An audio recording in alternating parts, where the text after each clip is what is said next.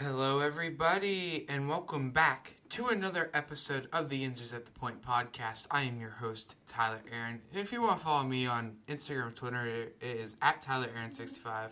Or you can follow the show's Instagram, Yinzers_at_the_point.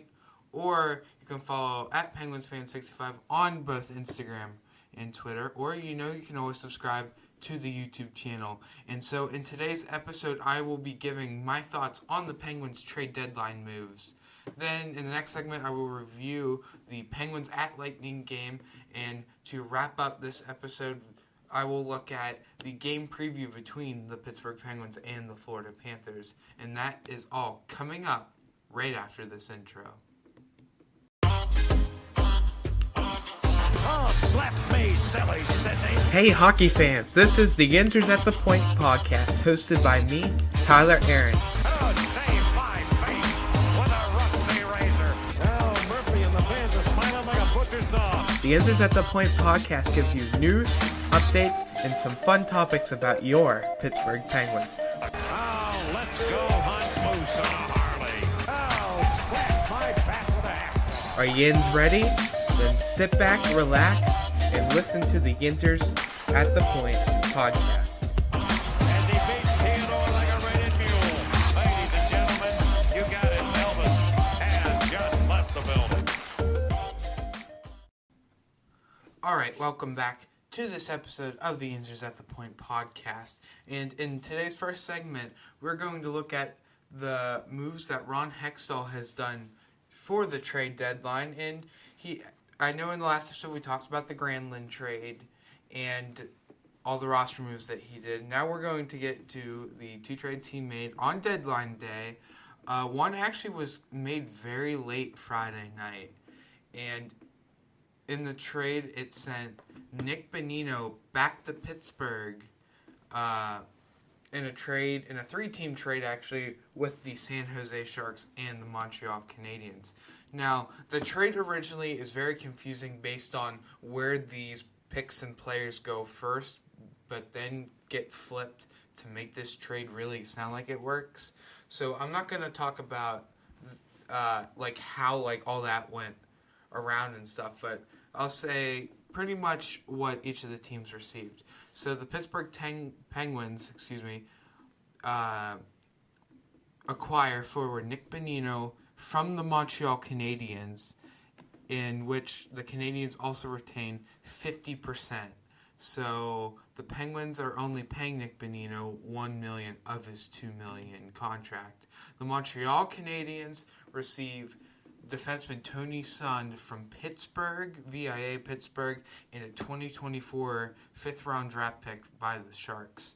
And the Sharks, they received defenseman Arvid Henriksen from Montreal and a 2023 seventh-round draft pick and a 2024 fifth-round draft pick from the Pittsburgh Penguins. And in my opinion, this is the best trade that Ron Hextall made on deadline day of the two. It just makes sense, you just traded Teddy Blueger to Vegas. So who was going to fill your fourth-line center spot? Ryan Poehling, who's still out with an injury. So you had to fill out that place, and I know the Penguins showed interest in Nick Bonino before, and, it was just the right move. I mean, granted, he's old, he's an older player, he's very slow, all that, but, he was really good. He was a really good depth piece when he was here in Pittsburgh, when he won those 2 Stanley Cups with the Penguins, so it makes sense to bring him back here, but not playing that third-line center role like we saw him 5-6 years ago. But a fourth-line center role is probably where he's going to be, unless I would imagine Jeff Carter gets hurt. But so far this season for Nick Bonino, in 59 games, he has 10 goals, 9 assists, 19 points, and a plus-minus of -6. I mean, it's not the worst in the world, but he's had a very limited role in San Jose, and I like the move. I do. I know he's old. He's an old player, but Nick Bonino will bring that finishing ability that the Penguins desperately need in their bottom six role. And so the other trade that happened around, I want to say it was 1 o'clock. Trade with the Ducks where the Penguins acquired defenseman Dmitry Kulikov from the Ducks in exchange for forward Brock McGinn and a 2023 third-round draft pick. Overall, this trade makes a lot of sense. Actually, I take that back. It didn't make a lot of sense. Made a lot of Penguin fans confused, including myself. It's like, okay, on your left side you got Dumoulin, POJ, and Pedersen. Those three. So your left side's pretty good, besides Dumo. But so your left. So there really wasn't a need for this. Of course, going into the trade deadline, in my head, I'm like, oh, I'm imagining the Penguins are going to be trading for a depth defenseman as a just-in-case factor. But, Dmitry Kulikov, just the price that they paid, unless it was Brock McGinn that was worth it in that, then it makes complete sense of why you make this deal. Because Brock McGinn's contract is not the greatest. I think he has 3 years left at $2.75 or $8.5 million. So his contract is not good. Based on his playmaking ability, sure, he can kill a penalty, That was the right move, especially since you just sent him down to Wilkes-Barre a few days ago. So the move makes a lot of sense, in my opinion, if that was the reason of why the Penguins made that trade with Brock McGinn. And now it makes more sense now about Dmitry Kulikov coming here based on the injuries right now with Ty Smith. I know it was a facial fracture I just learned about not too long ago. So if that's the case as a replacement, sure, that works. But it's just, are you willing to play Dmitry Kulikov and pretty much is willing to kick out one of your defensemen on the left side? Now, sure, if a defenseman gets hurt, boom, he's your first guy there to use, but it just doesn't make much sense, in my opinion, unless there was a defenseman on LTIR right now. But there's not.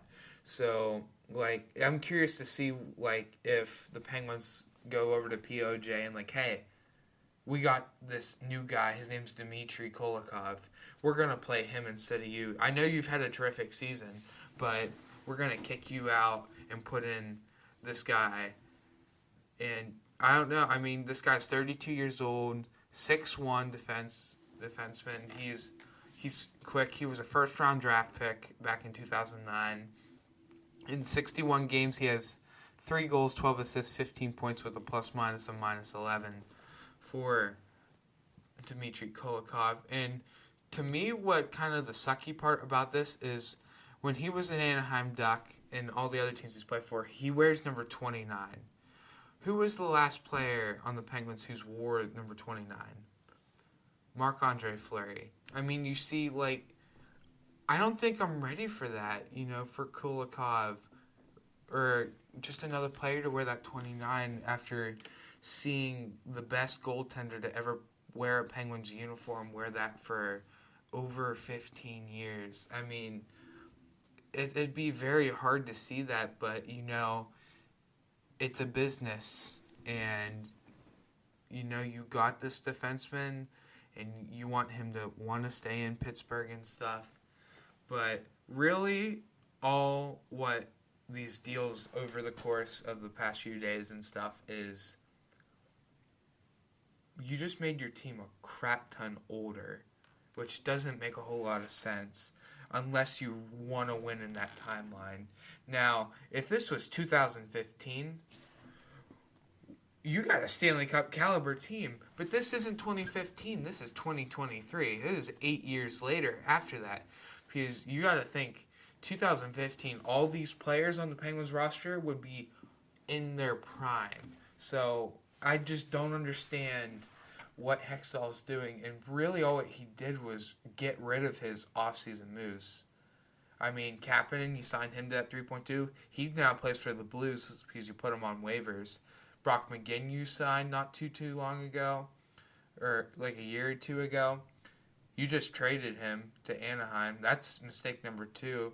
You know fans are on your head about Jeff Carter in the deal that you signed him in the middle of last season. So, like, you just pretty much just traded all the moves that you made. And I know I was eating crap on Granlund, and you know about this, but like after like seeing like what he's done in Nashville and stuff, might be a good piece here. Maybe his price tag not so much, but I think he'll flourish here in Pittsburgh. I'm hoping that. I really am. And so I know it seems like to every year at the trade deadline, there's always that Penguins-Ducks trade deadline trade. Last year you got Rickard Rakell. This year you got Kolkov. Can't remember who was the year before. It might have been Pettersson, the Pettersson-Sprong deal, or maybe that was a few years before that. So it seems like the Ducks and the Penguins are really good trade partners when it comes to the trade deadline. But, whatever. But I want to talk briefly about the deal that wasn't made, where the Penguins and Canucks were in deep talks, all that for JT Miller. And I know what it came down to was the Penguins cap. Now, I don't want JT Miller. I'm going to be completely honest by that. I know this he's a Pittsburgh guy. He was born and raised in Pittsburgh. I don't think he was going to be the best fit here in Pittsburgh. For the role that he was playing, the money he's making, what he's soon to be making, it was the right move to not go for JT Miller. I'm glad that the Canucks shut that down. I know Patrick Alvin said, I never got a decent offer for JT Miller. Well, not true, because you just came out and said, the Penguins just offered a haul of draft picks for him. And you said, no, we're not rebuilding. We need a center. I mean, you see, I'm glad. I really wanted to see Brock Besser in a Penguins uniform, but obviously that didn't happen. And maybe that's someone that you pursue in the offseason. So I think that's going to wrap up my thoughts on the trade deadline acquisitions yesterday. So coming up in the next segment, we will look at the game review of the Penguins at Lightning game, and we'll get to that right after I take a sip of water.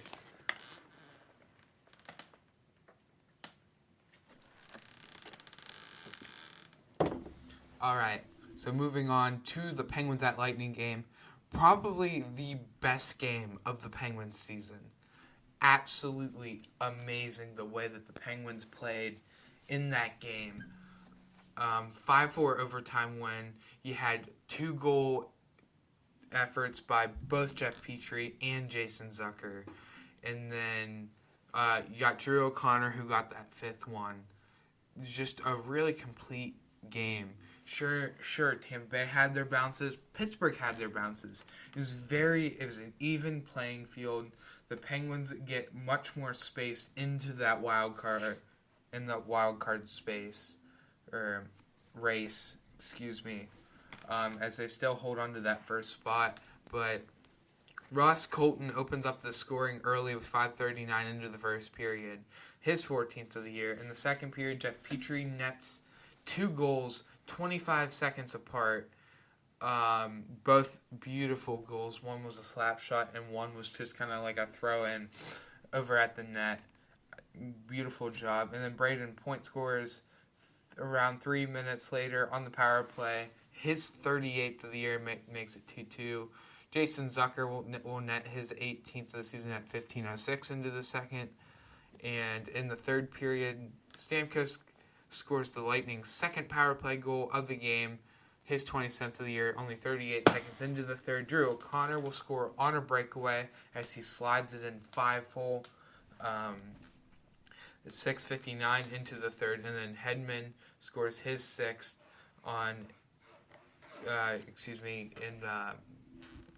in 15 minutes and 50 seconds into the third period.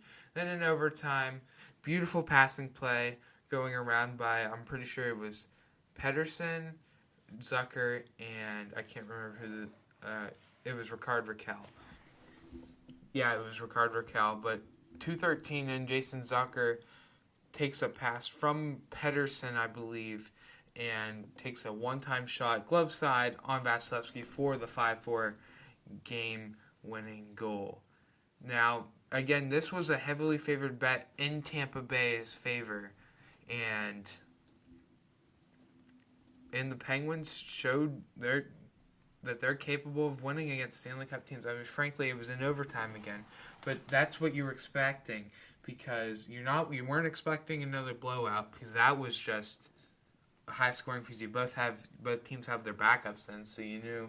And the Penguins have had the Lightning's number lately, and it would be very entertaining to watch a playoff series between these two teams, because the Penguins have their number, but then the Lightning have their 3-year Stanley Cup final streak to represent the Eastern Conference, so it's going to be a good matchup. And overall, it was just a really good game, probably the best of the Penguins have played all year. 3 stars. They gave third star to Braden Point, who had a goal and assist. Carter got second star at 0 goals and 2 assists. And Jeff Petrie got 2 goals and no assists and was the first star. So that was the Penguins and Lightning's final meeting between each other. And in that, the Penguins swept the season series and won 6-2 back on October 15th, 7-3 last week, and 5-4 in overtime. So the Penguins have really had the Lightning's number lately, and that's really good. And it proves them to 31-21-9, which, again, is really good. Now, team stats-wise, shots, Pittsburgh with 32, Lightning with 31. Hits, Penguins with 28, Lightning with 31. Faceoffs won 33 each on both teams, both 50% on the faceoff win percentage. Power play opportunities each had 5. Penguins go 0 for 5. Lightning go 2 for 5. That's a 40% for the Lightning. Penalty minutes, both 10. Block shots, Pittsburgh with 9. Lightning had 12. And I'm pretty sure with Mikael Granlund and how he did in his debut, he killed some penalties. Penguins threw him right in on the penalty kill really early. And he played fairly well, had a few shot blocks in that game too. Takeaways, 8 for the Penguins, 9 for the Lightning. And giveaways, 9 by the Penguins and 7 by the Lightning. So, for Tristan Jarry, he went 27 for 31, which gives him a .870 save percentage, so not his best game. But he made some spectacular saves for the Penguins. And really the best lines tonight was the third and fourth line, shockingly. Jeff Carter's line was by far the best line on the team against the Lightning. The line with Danton Heinen and Mikael Granlund with Jeff Carter centering. That was your best line against the Lightning. And then your second best line? The fourth line, whoa, with Kajula, Connor, and Archibald. Whoa. The bottom 6 has changed really drastically in the last week. And you're telling me, and pretty much in this first game in this new-looked bottom 6, they're the 2 best lines out there? And it's amazing, and maybe Ron Hextall's moves were the right ones. And look, you got help coming. You got Bonino coming, you got Kulikov coming. So you're going to get more help offensively by Bonino and defensively by Kulikov whenever he plays. And that's so, you have, the depth and stuff. So that is all I have on the Penguins Lightning game. So coming up in the last segment, we will look at the game preview of the Penguins and Panthers. And that is coming up right after this.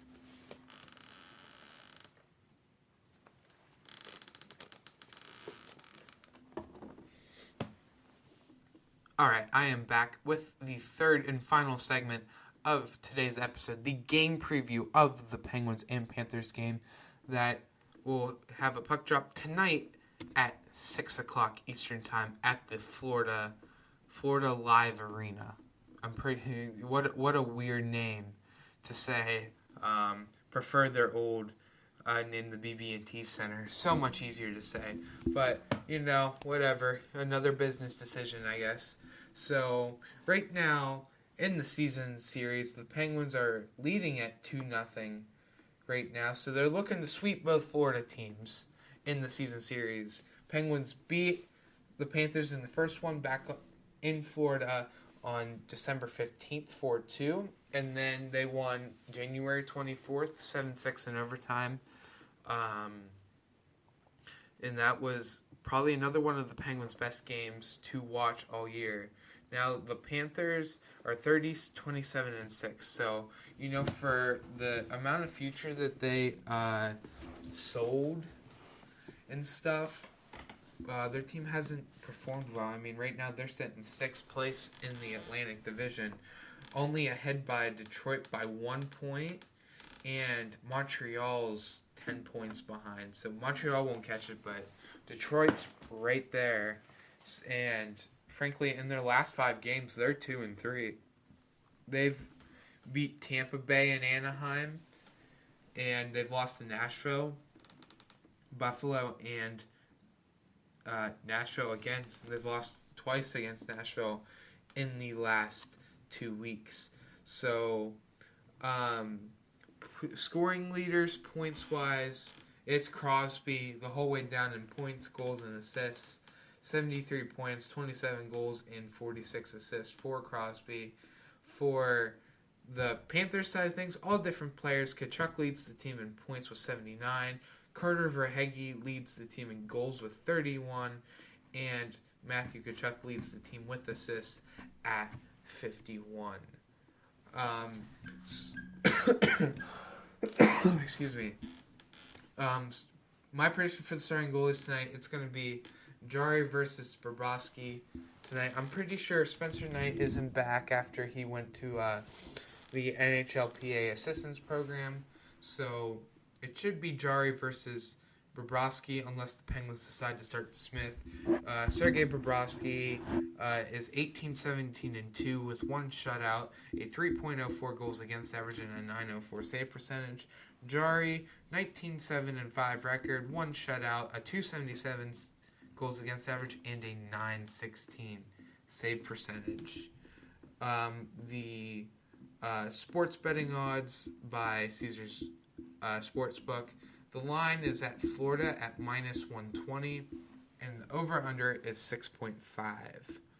And then, right now, tickets on Vivid Seats, $20. That's pretty cheap to go to a hockey game, especially down in Florida.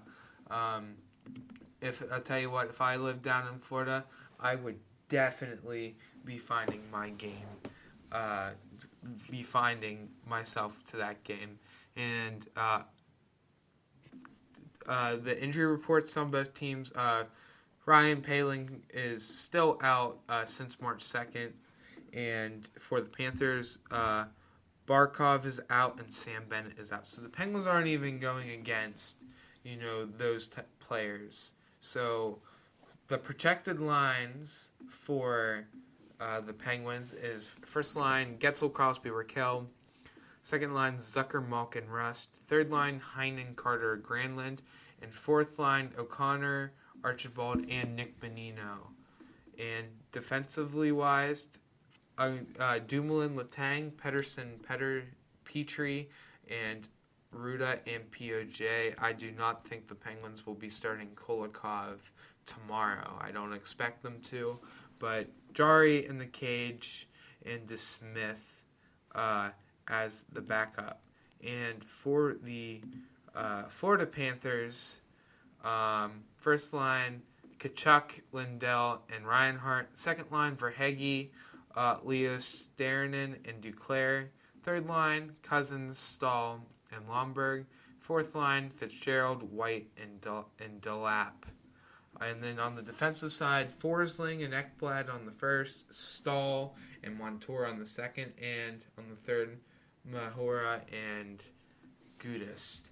And obviously Bobrovsky in the cage. Tips for the Penguins for tonight is probably, in my opinion, the power play. The entry that the Penguins have on the power play is very weak, in my opinion, and all that. So the Penguins have to work on that, especially with the Panthers. They're not the greatest penalty killing team in the world. I mean, right now the Penguins are sitting right around in the middle of the league with a 20.9% power play percentage, and the Florida Panthers are towards the where are they at? They're around mid, a little bit more than the Penguins at 21.4%. They're 3 places up on the Penguins, and the penalty kill percentage for both teams, the Panthers are sitting in the bottom 5 of the league with a 74% chance on the penalty kill. And that's something the Penguins really need to take advantage with. I mean, the Penguins are sitting in the upper half of the league with a 79.6 percentage. So, again, they have a weak power play or a penalty kill, so you got to take advantage of that. You know, they don't have some of their star players. Like I said, Barkov's out. You got to take advantage with that because Barkov's pretty much their best player. So, you know, just take advantage of the Panthers. They've been really struggling this year. Put your line down and take it, you know. And so, before I wrap up my prediction tonight, I'm going to go 4-1 Penguins. I'm going to say their goal's going to be scored by Radko Gudas. I'll go. Even though he was supposed to be traded, the Panthers decided not to trade him. I think he'll score for the Panthers.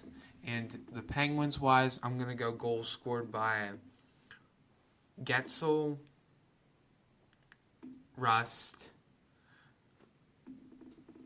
POJ, and I'm going to keep on saying Granlund because based on what I saw in the Lightning game, he can be close to scoring a goal for the Pens. So those are my prediction, and I'm saying Getzel's goal is going to be the first one. So that is going to do it for this episode of the Answers at the Point podcast. Now, I know I had a little bit of some technical difficulties with my YouTube video, only being an audio. I'm hoping what I did fixes this issue. I promise I've been really trying to get a video feed of these episodes to air them on YouTube besides just having, you know, just a blank dark gray screen with my podcast logo on it. So I'm definitely trying to fix that up. Hopefully what I just did fixes it. I'll let you guys know on Instagram, Answers at the Point. Look it up, and I'll have it posted on my story somewhere. So, again, thank you all for listening to this episode of the Answers at the Point podcast. Let's go Pens, and I hope you all have a great day.